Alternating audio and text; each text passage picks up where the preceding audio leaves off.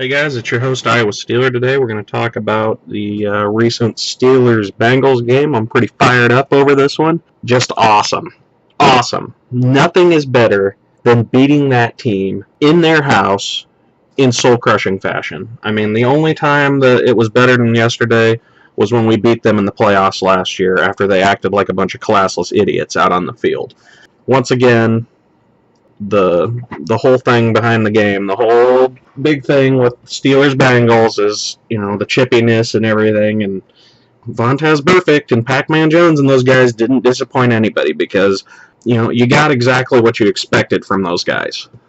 Vontaze Burfict continues to be a classless player that has no real intelligence to him. I think, honestly, talking about Vontaze Burfict as an individual, I think the guy's athletically talented.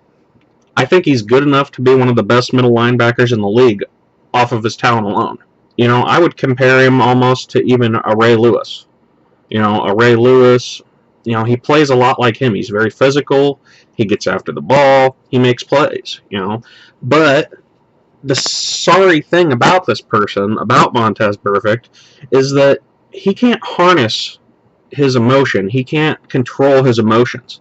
He just goes out on the field and he blatantly commits dirty hits. I mean, he does the dirty hits. He just acts like a classless thug out on the football field. And I hate to use that word and just toss that word around freely, but he's a thug. I mean, that's the cold hard facts of the situation. I mean, he goes out there and he acts like a straight up thug. He goes after guys' knees.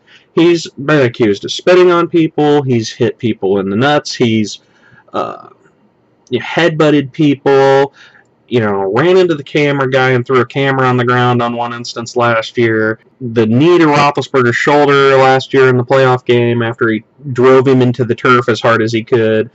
Just all the extracurricular bullshit that the guy pulls. I mean, it's disgusting. It's like, dude, have some character. Realize that there are kids that like the Cincinnati Bengals. There are kids watching these games that idolize you. They look at you and, you're their role model. Oh, Vontaze, he's my favorite player. Just like when I was growing up, I had my favorite players. Jerome Bettis and people like that. But those were people who had class. You're acting like a classless thug out on the football field. You're just letting your emotions out and letting them control you. And kids are watching that. Kids are watching your behavior, and they're going to model themselves after that. Act like an adult, man. Just act like a freaking adult. Act like a professional. I mean, I never would have acted like that on the football field. When I played in high school, I damn sure didn't act like that, and my coaches would have held me accountable for it. And that brings me into another point. Head coach Marvin Lewis of the Cincinnati Bengals continues to make excuses for Vontaze Burfict. This dude must be as blind as Stevie Wonder and Ray Charles if he legitimately believes that Vontaze Burfict is doing nothing wrong. Like, are you kidding me? You seriously got to be kidding me. Doing nothing wrong. Really. Because going down around guys' knees, twisting ankles, spitting on people, hitting them in the nuts, throwing guys down after a play or after the whistle, throwing a guy down on the ground that doesn't even have the ball, headbutting Ben Roethlisberger.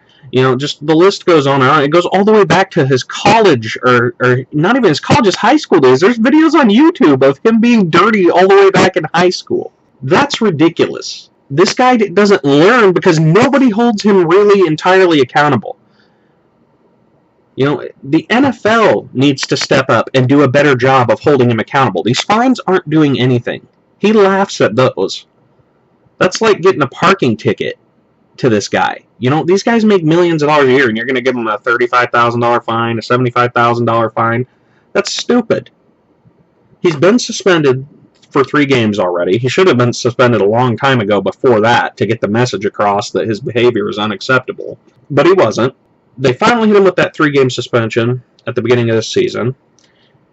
And he continues after the 3-game suspension to be dirty. The low blow on Martellus Bennett, getting into it with LeGarrette Blount in the Patriots game. I mean, this guy, he has a history. I mean, he has a well-established history that goes all the way back to high school. You suspend him for 3 games, and then you continue to hit him with fines. No! That is not what should have happened. He absolutely should have been hit with another suspension the next incident he had. And it should have been a year-long suspension, because that would get the message across. A year-long without playing football and having to watch your team without you out on the field to help them, I think that would maybe, just maybe, get through his thick skull to his pea-sized brain that maybe he should change the way he acts. Instead, the NFL hits him with stupid little fines, and then his head coach backs up his negative behavior and gives him positive reinforcement for negative behavior. Oh, I didn't think he did anything wrong. Bullshit, Marvin Lewis. That's bullshit. It starts with the head coach. You need to hold your players accountable for their actions. Pac-Man Jones, Vontaze Burfict act like classless thugs out on the football field. They act like common criminals. They're out there committing blatantly dirty acts. They're constantly taunting. They just act like idiots, and they cost your team. This used to be a fun rivalry to watch. Now it's more of a circus sideshow. And the Cincinnati Bengals are responsible for turning what used to be a fun, competitive rivalry to watch into a circus sideshow. Plain and simple. I've had enough of Vontaze Burfict. It's high time that his coaching staff holds him accountable for his behavior. It's high time that the NFL puts their foot down and holds him accountable for his behavior. All in all, just to talk about the game yesterday itself and get that off my chest, I thought, the Steelers did an admirable job. A lot of people are like, that we played like crap in the first half, and they did. The offense was almost non-existent in the first half. They couldn't do anything. They had no rhythm. Couldn't run the ball. They couldn't capitalize. They'd make a play here or there, and then they'd commit penalties or, make stupid mistakes. But part of being a good team is overcoming adversity and winning in the end. Finishing the game and overcoming the adversity of the game. That's been something that's been a challenge for this team this year. A lot of times when they have adversity, they fail. They don't get over the adversity. But this was the first game this season where they took a punch. They took a sucker punch by the Cincinnati Bengals in the first half. And they came out in the second half. They made adjustments. They were patient instead of trying to force things. And they came out with a W because of it. And the patience goes also with the classless acts of Pac-Man Jones, the taunting, the classless behavior of Vontaze Burfict. These guys were trying their hardest to get the Steelers and our players to fight with them. I mean, every time I watch Burfict make a tackle on Bell, he's patting him on the head, patting him on the shoulder, bumping into people, giving people shoulder checks and crap like that. He's trying everything he could do to get into their heads because he can't just let his play speak for him. He has to try and be a jerk-off, basically. And they weren't buying into it. Bell just walked away from him, and I love that. I love that they were disciplined. That was awesome to see. We were not the ones out there trying to instigate and cause problems. Now, I did like it when David DeCastro put Vontaze Burfict in his place. That had shades of Willie Colon all over again. Back when Willie Colon took Vontaze Burfict, planted his ass in the turf, and then got into his face on the ground. I love that. And that's exactly the flashback I got when I saw David DeCastro kind of lay down the law a little bit. Sometimes that needs to happen. You got to stick up for yourselves when you got guys acting like complete asshats like that. But, overall, they did a very good job keeping their own emotions in check and not letting the game turn into a complete circus sideshow. So I'm very happy with how this team overcame adversity in the Bengals game. Anybody who thought this game was going to be a blowout, anybody who thought we were going to go into Paul Brown Stadium and kick their ass and score 40 points is an idiot. That was not going to happen. Plain and simple. Cincinnati hates us. They think we're the bad team, that we're the classless ones, in their delusional land of ridiculousness. But we all know we're the classier football team, and that was evidenced on the field. That was evidenced throughout the game. We didn't have guys trying to throw cheap shots. We didn't have, Mike Mitchell plays physical, but he plays within the rules. He wasn't like George Iloka, who goes and blasts Ladarius Green in the freaking head. He plays the game within the rules. Cincinnati can't do that. And that's why they lose against us all the time. That's why we own them. That's why they got swept. That's why the trash got taken out. So at the end of the day, it was just great. Great to get a win over them. I can't stand that team. I can't stand their coaching staff. I can't stand Marvin Lewis. I think he's a mediocre coach, and it's amazing to me he's kept a job as long as he has. I wonder if this guy has some kind of dirty laundry on the Bengals ownership, because it's like, what has he done for that team? He's done absolutely nothing since he's become the head coach of that team. Nothing. Not one playoff win in how many years? I mean, the Bengals haven't won a freaking playoff game since 1991. That's ridiculous. That's like 20-some years, 26 years, 25 years, I don't know, off the top of my head. I'm not a mathematician, but that long without winning a single playoff game, like, just imagine that. Wouldn't that be miserable? I mean, we win playoff games. I mean, we go to the playoffs. We've been to 4 Super Bowls within the past 2 decades or so. Like, we've only won 2 of those Super Bowls, but at least we've been to a Super Bowl and won Super Bowls. I don't know. I think Marvin Lewis needs to be fired. I think that they need to clean house in Cincinnati. They need to lay down the law on those kinds of players like Pac-Man Jones and Vontaze Burfict. It's just gotten to a level of ridiculousness. It's comedic to watch it. And people don't watch the game because they want to see a good game between the Steelers and the Bengals, a hard-fought football game. They watch the game because they want to see the antics. They want to see what's going to happen. The media loves it. It becomes a huge talking point. But, all in all, pretty good game. I'd have to give my game ball. If I was going to give one single player a game ball from that game, I'd give it to Chris Boswell.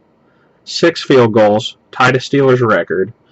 Andy made a tackle, and I'm still watching this tackle. I've watched it a couple times today. It was a kick return by Erickson of the Bengals. I think he went 72 yards. It was going to be a touchdown. Boswell somehow, he must have just caught his shoelace or something.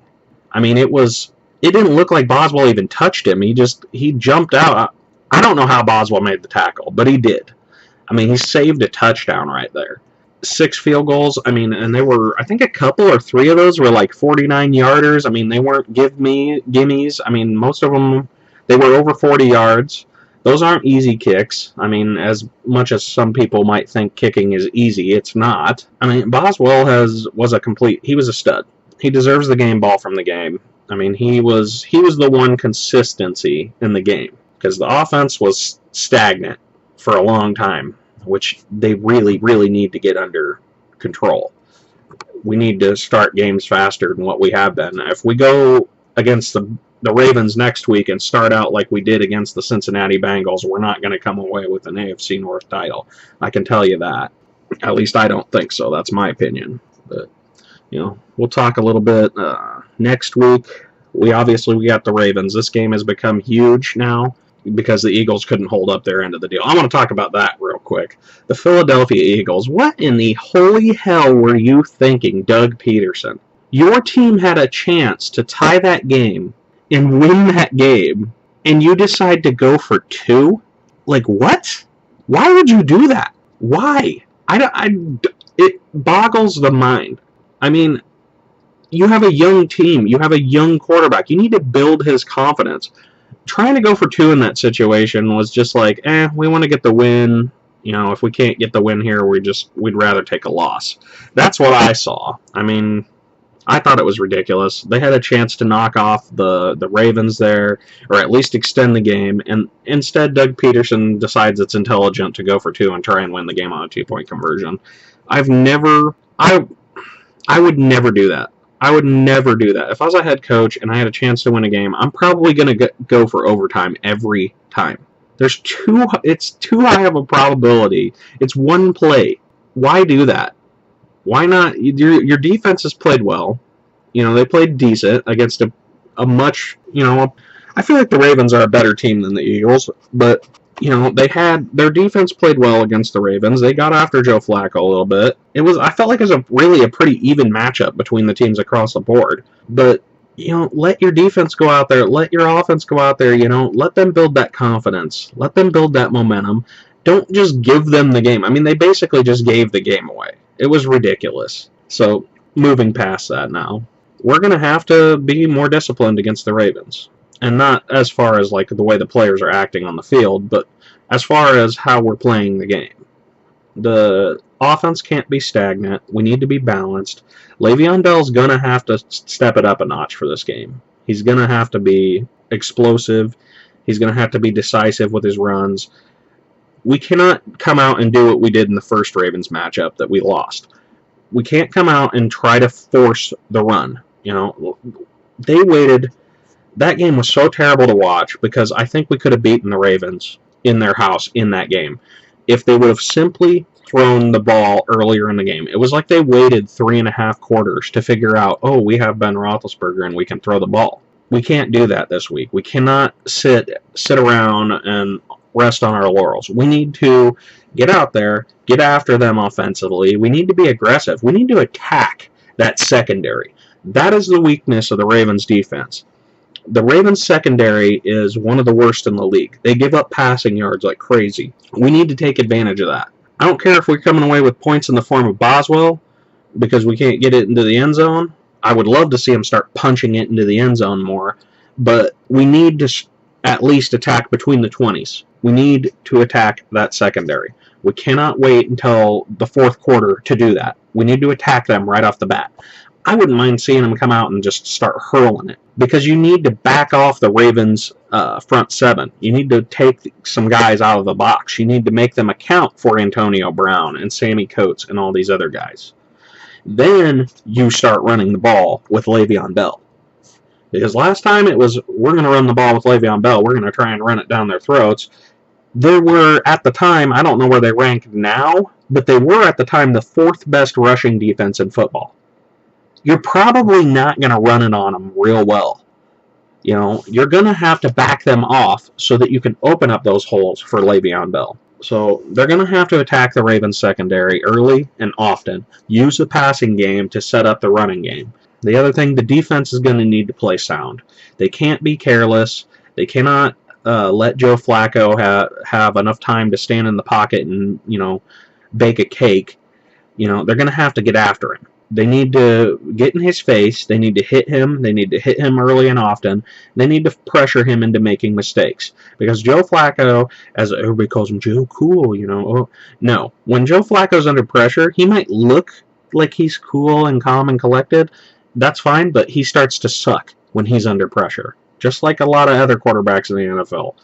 You know, he's all right when he can stand back there and, you know, make a sandwich and drink a lemonade, you know, back in the pocket and then throw the ball down the field. But when he's got guys in his face, that's when Joe Flacco makes mistakes. That's when Joe Flacco looks like the Joe Flacco we all know and love. So they need to pressure Joe Flacco. They need to be sound, you know, in their coverage. We cannot be leaking yardage and that kind of thing. Like, guys need to tighten up the coverage a little bit, you know, and we need to control the trenches.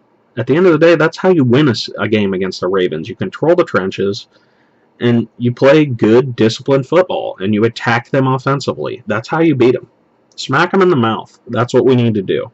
So that's kind of my thoughts from the weekend on the Bengals game and on, you know, what we need to do next week, and just my opinion on Vontaze Burfict and Pac-Man Jones and all those other scumbags. So I'm just happy we came out with a win last weekend. I was a little worried after that first half of the Bengals game, so, and rightfully so. It was not pretty in the first half at all, and it looked like the Bengals were going to maybe run away with it. But then, you know, I think the coaching staff and everybody, they made some adjustments, and they did an excellent job in the second half. We finally overcame some adversity this season. It was nice to see. That's the kind of thing that great teams do. They overcome adversity, and they do it with consistency. We need to continue that.